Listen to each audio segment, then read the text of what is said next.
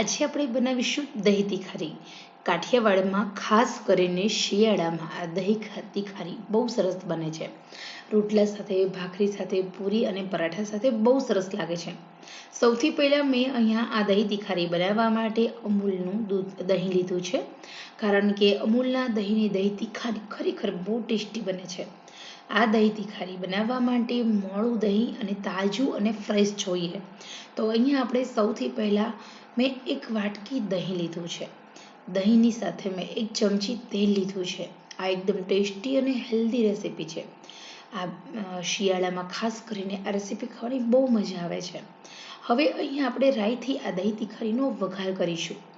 એક ચમચી તેલ છે તો એની અંદર મેં થોડી રાઈ ઉમેરી છે. રાઈ હવે સંતળાઈ રહી છે. રાઈ સંતળાઈ જાય એટલે એમાં થોડું જીરું ઉમેરી દઈશું. રાઈ અને જીરાથી વઘારેલું આ દહીં બહુ મજા આવે છે.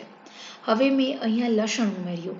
તમે લસણીયો મસાલો, લસણની ચટણી ઉમેરી શકો છો, પરંતુ ખાસ કરીને લસણને આવી રીતે તેલમાં સાંતળવાથી એનો ટેસ્ટ સરસ આવે છે. જો તમે લાલ મરચું ઉમેરશો ને તો બળી જાય છે. હવે આપણે લાલ મરચાંથી વઘાર કરવાનો છે. લાલ મરચું વઘારમાં ઉમેરી તરત ફટાફટ થોડું અમથું પાણી ઉમેરી દેવાનું. ગેસની આંચ એકદમ મીડિયમ કરી દેવાની અને પછી આપણે ફટાફટ દહીં ઉમેરી દેવાનું છે. આ પ્રોસેસ એટલી સ્પીડી કરવાની છે કે દહીં આપણું ફાટવું ના જોઈએ. જો તમે ગરમ તેલમાં સૌથી પહેલાં દહીં ઉમેરશો ને તો દહીં ફાટી જશે. એનો ટેસ્ટ સારો બિલકુલ નહીં આવે. થોડું અમથું પાણી કેટલું? તો 2 થી 3 ચમચી.